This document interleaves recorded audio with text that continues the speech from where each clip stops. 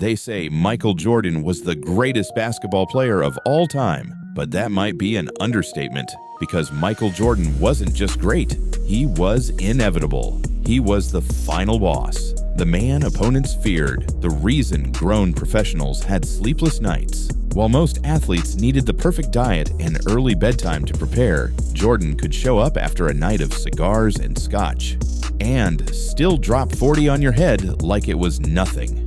And the numbers? They barely scratched the surface of the story. But even those are insane. MJ scored 50-plus points in the playoffs 8 times, more than Kobe, KD, LeBron, and even Wilt combined. He had more 40-point playoff games than Kareem, Iverson, Steph, and Dwyane Wade put together.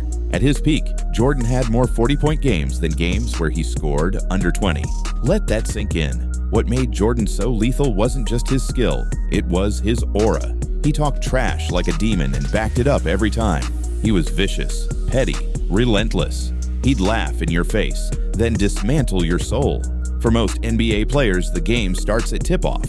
For Jordan, it started the moment you thought you had a chance. 28 times he hit a game winner, 7 of them in the playoffs. He wasn't just built for the big moments, he owned them. And he didn't do it just with offense. Jordan holds the record for the most first-team all-defense selections in history, 9. He's the all-time leader in blocks by a guard. He had 6 seasons with over 200 steals. In 1989, when his team lost their point guard, MJ became the point guard. He responded with 10 triple-doubles in 11 games, averaging 30 points, 11 assists, and nearly 10 rebounds. It was like he could become whatever the team needed: a scorer, a passer, a defender, a closer. But even the scariest legends have cracks. If MJ seemed flawless on the court, the truth was more complicated. He led the league in field goal attempts 9 times during his 13 Bulls seasons. He was a volume shooter. Early in his career, he was often labeled a ball hog.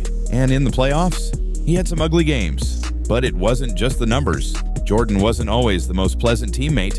He berated players, punched teammates, and treated practices like war zones. Winning was his obsession. And if you weren't as obsessed, he'd make your life hell. Even his passing, while underrated, wasn't in the same realm as Magic, Jokic, or LeBron. Jordan passed when he had to. Not to manipulate defenses, not to make teammates better. He passed because he couldn't shoot that one time. And yet somehow, that imperfect, hyper-competitive, borderline tyrant became the face of greatness. How?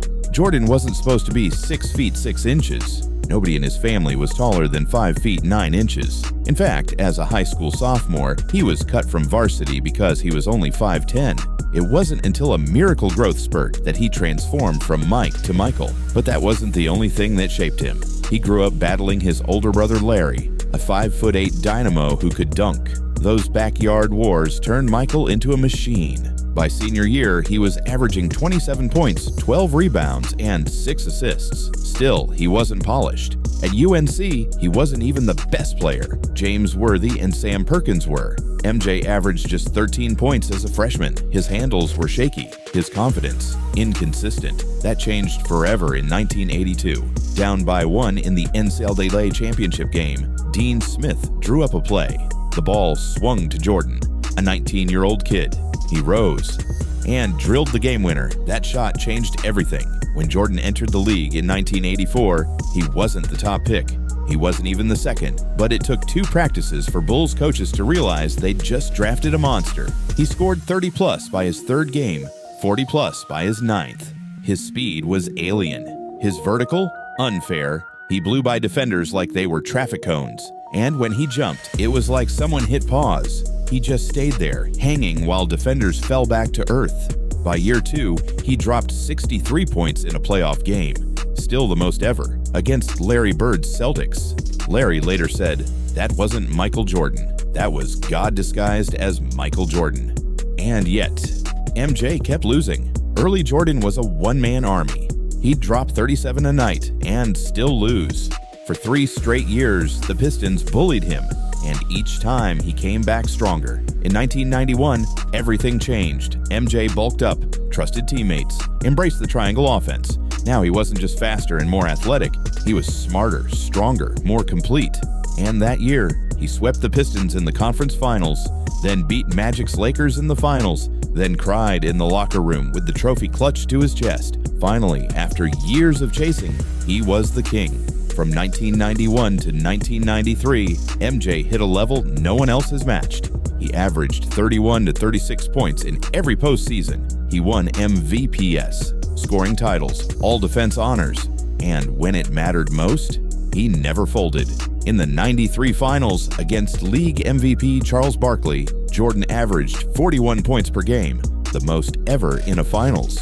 When the Suns thought they had a chance, he dropped 55 in Game 4 and buried them. But right when MJ reached the mountaintop, tragedy hit. His father was murdered, and just like that, Jordan walked away. 18 months later, a two-word fax changed the world. I'm back. In his 5th game, he dropped 55 on the Knicks, but he wasn't the same. Baseball had dulled his edge. He was rusty. The Bulls lost in the 1995 playoffs, but MJ didn't use it as an excuse. He came back angrier, meaner, sharper. The Bulls added Dennis Rodman, Steve Kerr, Ron Harper, Kukoc, and what happened next was historic. In 1996, the Bulls won 72 games. MJ won MVP, led the league in scoring, and in the playoffs, he crushed everyone. Only Gary Payton slowed him down, and even then, the Bulls won. In 1997, Jordan played through food poisoning, dropped 38 in the infamous flu game, and set up Steve Kerr for the finals winning shot. In 1998, with Pippen hurt and the team falling apart, Jordan carried them to a 6th title. And in Game 6 of the finals, he sealed it with one final shot, the jumper over Byron Russell. No timeouts, no hesitation, just greatness. 6 rings, 6 finals MVPs, 6-0 record in the finals. But here's the real case. Jordan had 3 careers, and each one could have made the Hall of Fame. The first career, athletic freak, scoring champ, defensive menace. The second, complete player, high IQ, back-to-back-to-back champion. The third, the veteran assassin, cold-blooded closer, still better than everyone, Kareem. Great numbers, but not always the best player on his team. Wilt, insane stats, but couldn't win enough. LeBron, longevity, GOAT, but 6 finals losses, including that 2011 meltdown. Jordan never had a finals flop, never shrunk in the moment. He didn't just dominate, he defined what dominance looks like.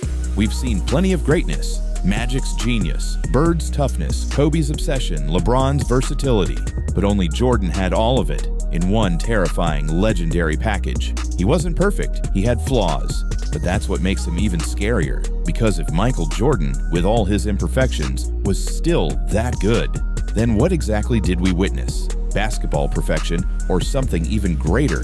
If you think MJ's story ends here, wait until you hear what happened off the court with him and Scottie Pippen.